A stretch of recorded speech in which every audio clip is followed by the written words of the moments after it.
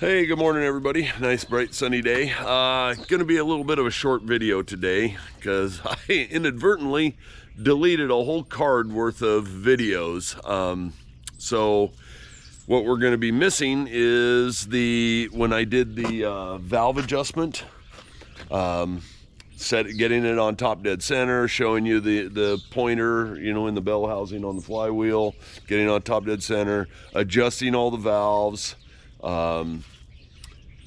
getting that done, and then moving on to the injection pump, which we discovered was not in time. I had it 180 degrees out, and so I had to pull all the fuel filters and all the lines and everything back off so I could get that injection pump, so I could slide it off there and change that timing, which was a good thing because I also discovered that I had rolled one of the seals, or one of the seals inside the injection pump when I had originally slid it on there. So it actually was a blessing in disguise, but a big hassle. So I lost all that video. So all you're going to see today is the reassembly of that injection pump and putting that back together. So I apologize for that, but hey, that's the way things go sometimes when you're an amateur videographer.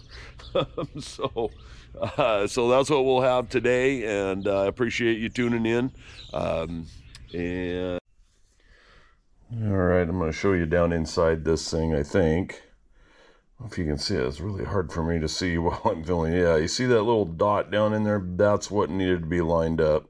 I tried to show it to you before, but that matches that dot on the left hand side of that piece of metal down there. That drive matches the dot on the shaft that's still in the tractor, and I had that 180 degrees out. And like I said, it was just as well because I discovered that I had fouled up one of the seals when I had put this onto the tractor. So I've got to I ordered a kit for this pump. It's a whole rebuild kit, so I was thinking about rebuilding it, but I don't think I'm going to, because really I was having zero trouble with this pump anyway, and I'm going to keep it in case I decide to ultimately do it. But there's two of those seals in there that I need, two new pump shaft seals, so I'll get those out. We'll put those on the shaft, and then we've got to guide it in without fouling one of them up. Okay, so these are the seals, and they go on that shaft. See, they're kind of an umbrella seal, and they go on that shaft back to back like this. One of them, of course, facing the engine, and then the other one facing the interior of the pump. And the issue was when this forward-facing one is hard to get in there. They make a little tool that squeezes it down and then slips in, but I just didn't pay close enough attention. There's no reason why you can't get them in there if you just work at it a little bit. I might have to use a little pick to kind of work it around to get it in there, but we should be able to get that done and get this thing back on there now. Okay, so here's the shaft as it sticks out of the motor, and you can see the one seal is still on there. I'll just go ahead and leave that one on. I got to work a new one on. They got to stretch way over this and then snap on right there, and then we just guide that pump on here. And the issue, like I say, is making sure to get that rearward facing seal to go into the pump without. What I did was I had caught the lip on it, I guess, and didn't realize it, and it had folded it over.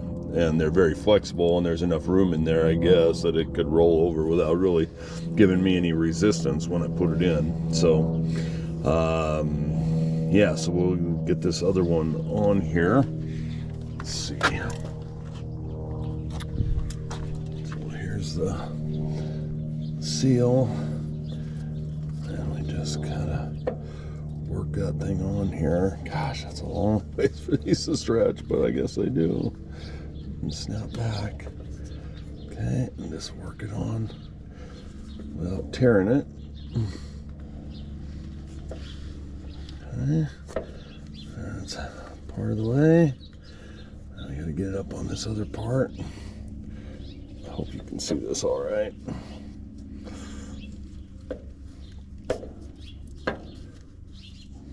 Hard to do. I'm doing this one-handed, obviously, holding the camera in.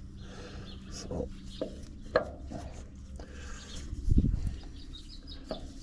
shoot, I think I'm gonna have to put the camera on a stand here. So.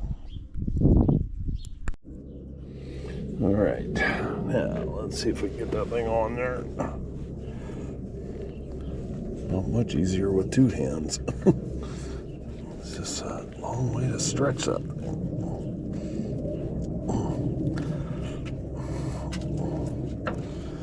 There we go. Okay, now get it up on here and now roll it back over the way it's supposed to go.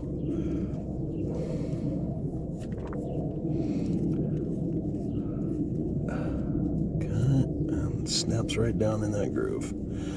Just like that. Okay, so there, it's on there. So yeah, the trick is just, like I say, we'll be maneuvering that pump in here and getting this to crush down enough to slip inside that without rolling this lip back up like so. So we'll put a little lube on there and see what we can do. All right, so I just put a little light, just a real light coating of just oil on it. Now we just slide this up in here, get it close to position. And see, right there is where it needs to go. And there's a little bevel there to help guide it in, but it's hard to see all the way around on it. It's impossible to see all the way around on it. So you kind of just have to hope for the best here, I guess. Gosh, I don't know how you can tell. I don't want to tear it or anything either. I mean, you would think right there, it looks like that's right, but I can see, yeah, see it's trying to fold over. Trying to get that bottom side in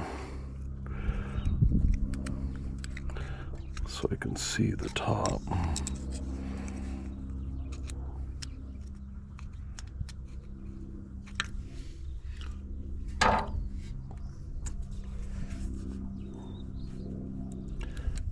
Go.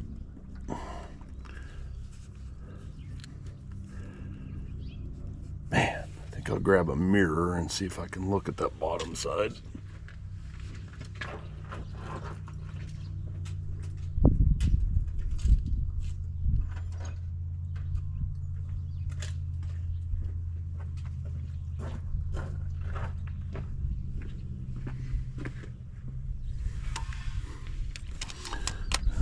Let's see what we can see here.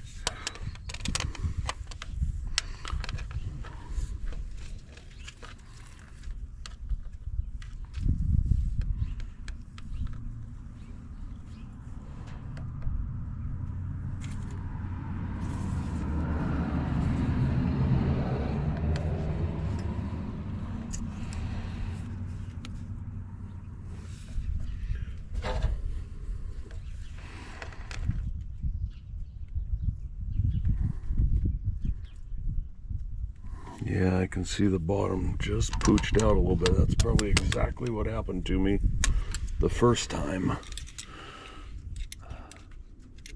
Try to just massage it up in there. I don't know if I can. I might have to get one of those little tools, but I see plenty of other guys have commented about doing this job and they did it without it, so.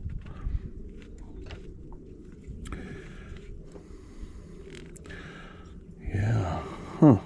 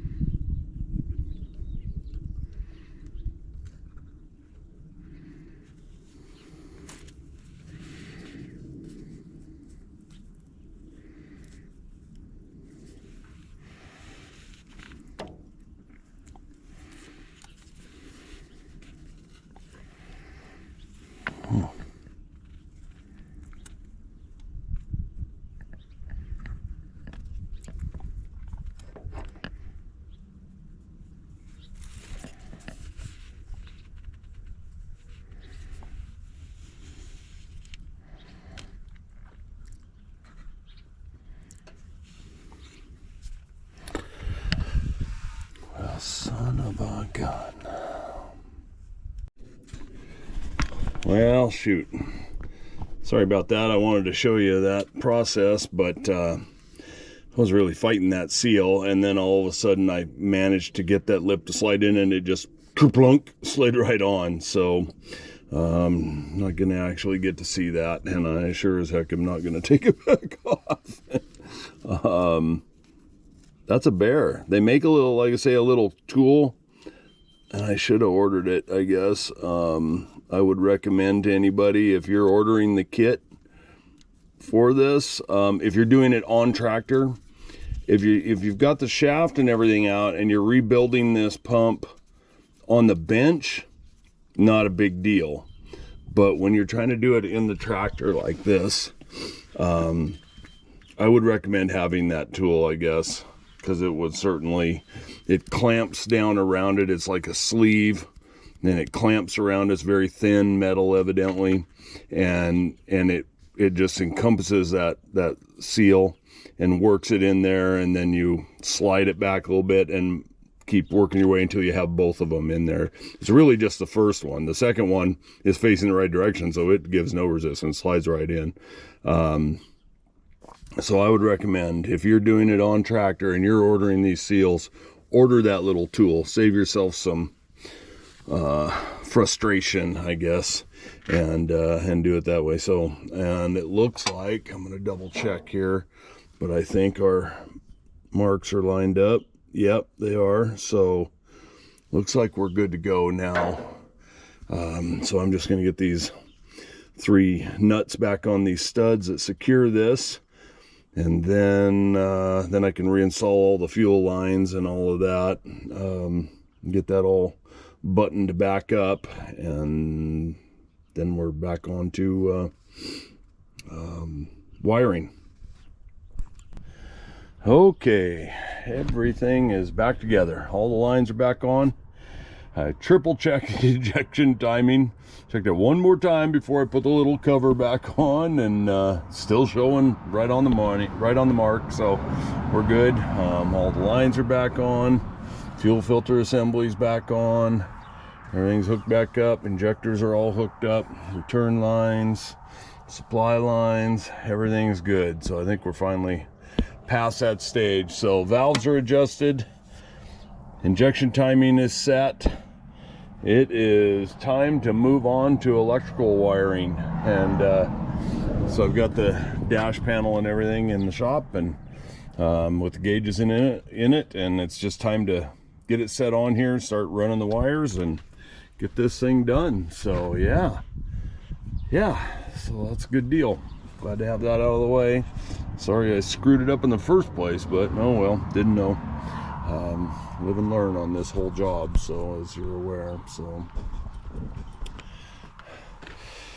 yeah, so that's it for today, and thanks again for tuning in to Skookum Sawmilling on our Case 530 CK tractor project. I hope you are enjoying learning from my mistakes. Hopefully, if you're doing the same thing, you won't have to make them. And yeah, join us again next time. And if you're so inclined, please subscribe and hit that like button. I'd appreciate it. Hit that bell, and you'll know whenever I put a new video up, and you can join in the fun. So once again, thanks a lot. Appreciate it, and we'll see you next time.